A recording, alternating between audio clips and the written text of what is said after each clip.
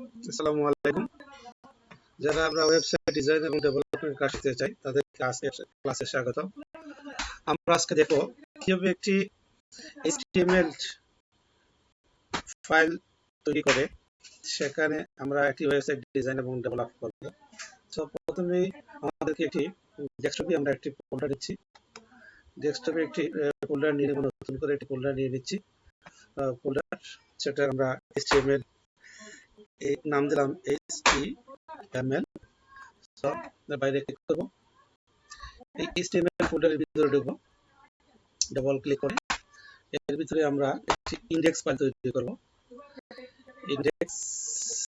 Index file তৈরি করব। তো আমরা ডকুমেন্টে যাচ্ছি, টেক্সট ডকুমেন্ট নামে, সেখানে আমরা প্রথমে লিখব ইন্ডেক্স ইন্ডেক্স, আর এক্সটেনশনটা হবে HTML।